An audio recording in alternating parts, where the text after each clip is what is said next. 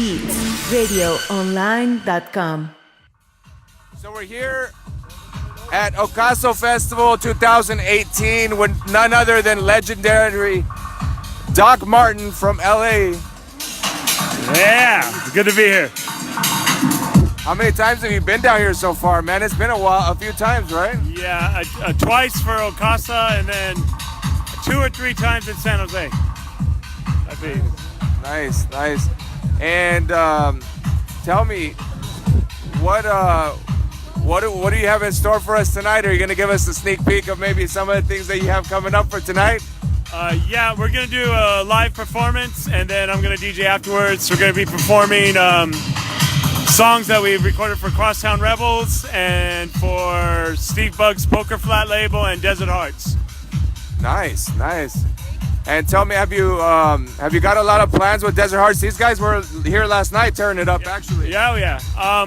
We played together quite a bit. I did one 12-inch for them already, and we're talking about doing a follow-up. And yeah, we play a lot. I play a lot of their shows in LA, street festivals, and damn, Jay. And then even the big 3-day festival as well. Nice. Tell me, now that you've been to Costa Rica a few times, have you gotten the chance to see the sights? Have you gotten out and seen, any of the waterfalls or anything else? That's funny. Not as much as I would, but we went to the beach today early in the morning, which was really nice, and hung out there for a little bit. And I just slept all day so I can get ready for tonight. I hear you. Well, you definitely got to get out once in a while because, here it's all about the nature and everything else. We have something that we call Pura Vida. You heard that before? I haven't. Pura Vida means pure life. Wow, I'm up for it. Even today where we're at here, this labyrinth behind us is pretty incredible as well. Yeah, definitely. We're kind of, just so for everybody who's not here, we're kind of just in the middle of the jungle, right, Doc? Pretty much. Nothing but trees and brush and a big sound system. Well, this is a little bit different from where we grew up in LA, huh? Oh, yeah. Much different. Say, what's the closest thing out there? I don't know. Big Bear? Maybe. I wouldn't even say that. Not even. So tell me, this is a tricky question I'm about to ask, but I know that it could go on for a little while. What would you say are big influences for you before you were even really, had everything down? Like, what got you into? What was the spark? That is a crazy question because I started when house music started. So my influences were more like 80s bands, New Order, Bob Marley, just like completely different hip-hop, early hip-hop like Eric B. Rakim, Public Enemy. House music I kind of taught myself. We didn't know what it was called in California. There was no internet, so there was no communication with Chicago, London, or New York. So we would just get these records and play them the way we wanted to play them, and we made our own West Coast style. Nice.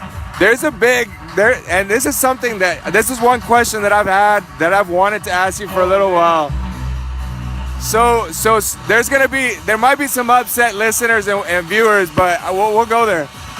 What do you think the birthplace of house was? There's so many different functions. Chicago, obviously, because I remember my early records I was getting in '86 were from Chicago. New York had garage and disco. And England, what England did was really smart. They licensed all the hot records from Chicago and New York and put them out. So we thought for the longest time it was started in England because we didn't know all these artists were from Chicago and we were getting them all on imports. So yeah, Chicago definitely. Now that I know better, yeah. That made it a little more expensive, especially with wax, right?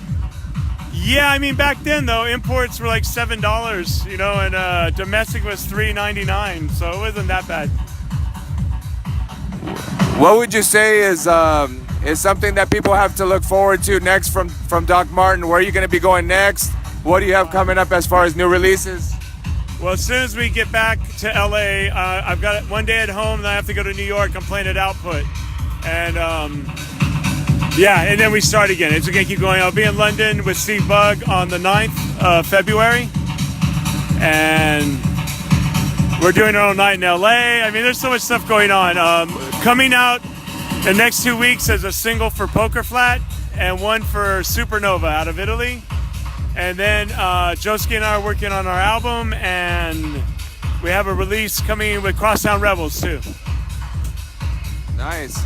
I've noticed that in your sets, there's always a lot of fusion between different genres and a lot of different. And you touched a little bit on that because of your influences, and that kind of explains things.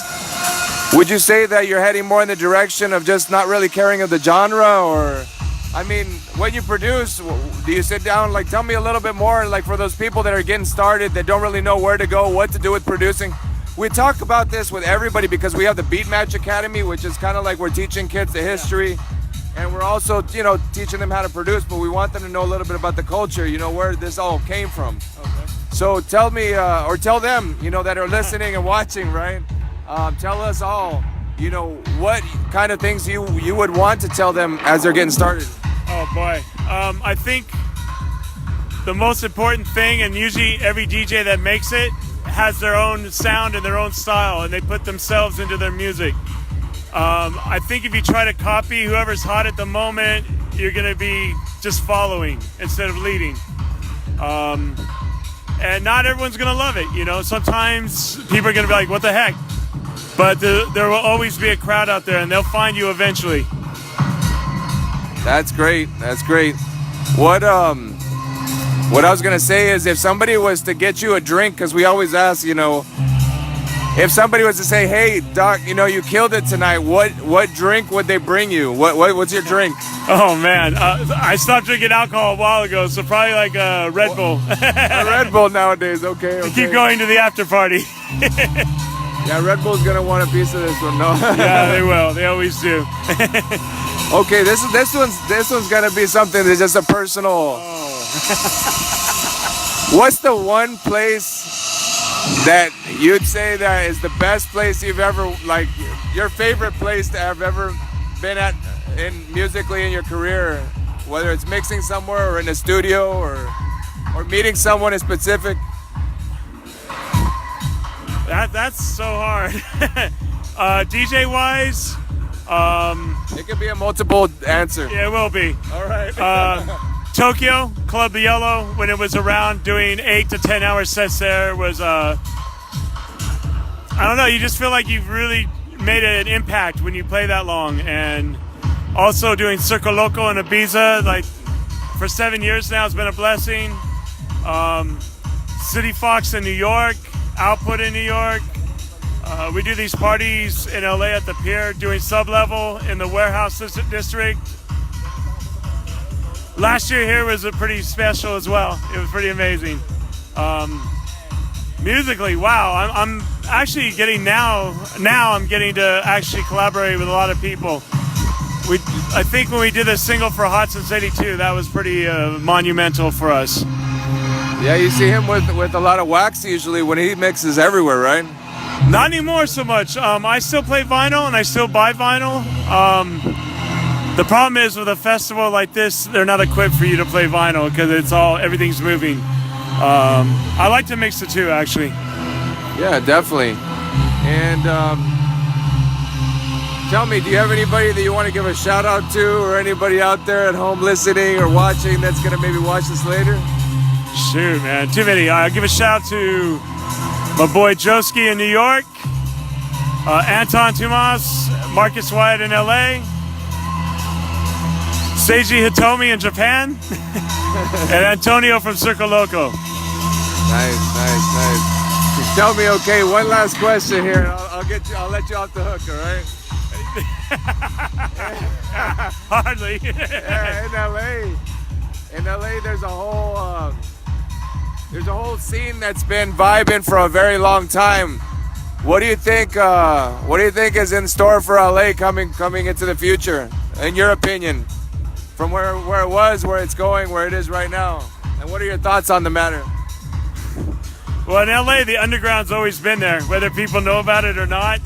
And the funny thing about LA, it's very spread out. So if you're not tied in, you're not going to know about anything going on. And you know this. Oh, yeah.